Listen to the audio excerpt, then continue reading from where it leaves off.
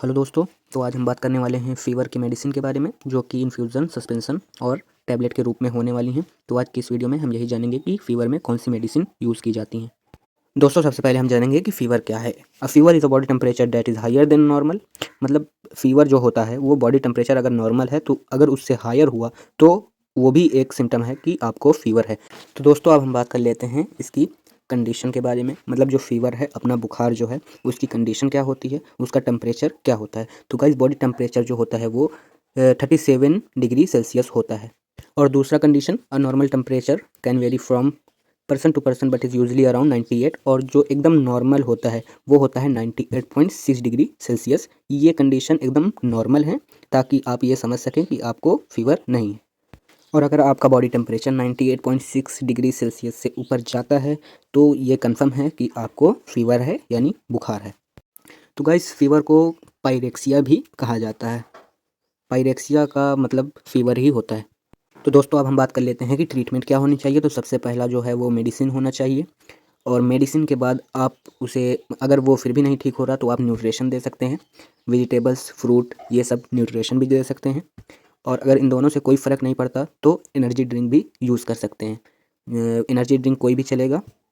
Patient को अच्छा rest लेना चाहिए। पेशेंट को एकदम प्रॉपर रेस्ट, एकदम आप उसका टेम्परेचर चेक करें। स्लीप, एकदम नींद भरपूर। और उसके सर पर आइस वाटर बैग भी रखना एकदम टेम्परेरी है, कंपलसरी है, अगर बुखार का टेम्परेचर ज़्यादा बढ़ रहा हो तो।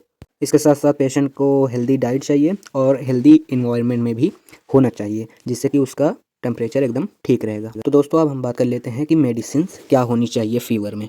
तो दोस्तों, फ़ीवर में हमें एंटीपायरेटिक मेडिसिन लेनी है। मेडिसिन एंटीपायरेटिक होनी चाहिए, जैसा एसिटामिनोफेन, जिसे हम पैरासीटामॉल भी कहते हैं। तो दोस्तों, अब हम बात कर लेते हैं पैरासीटामॉल के बारे में। तो paracetamol also known as acetaminophen and it's use to medication use to treat pain and fever. ये दर्द में और बुखार में काम आती है। तो इसके पॉपुलर डोज जो हैं, पॉपुलर डोज फ़ीवर के जो हैं वो हम यूज़ करते हैं टैबलेट के फॉर्म में। और टैबलेट के बाद हम इसका जो पॉपुलर डोजेस फॉर्म है वो इन्फ्यूज़न आईपी के फॉर्म में यूज़ करते हैं। तो गाइस, अब हम बात कर लेते हैं पैरासीटामॉल के सस्पेंशन के बारे में। तो paracetamol is a common pain killer for children. It's often use to treat headache, stomach ache और earache and cold symptoms. It can also be use to bring down a high temperature, जिसे हम fever भी कहते हैं। Paracetamol एक common pain killer है बच्चों के लिए, और ये पेट दर्द, सर दर्द में भी काम आती है। और ये अवेलेबल है सिरप में और सस्पेंशन में।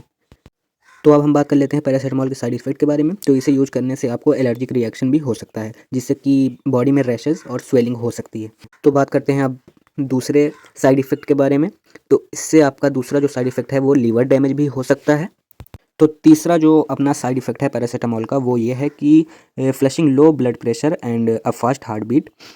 तो हमारा जो ब्लड प्रेशर होता है वो लो हो जाता है, एंड हार्ट बीट, जो हमारी दिल की धड़कन है, वो तेज़ हो जाती है। ये कब होता है? जब पैरासीटामॉल हमारी मसल की, मतलब आर्म की नस से अंदर किया जाता है।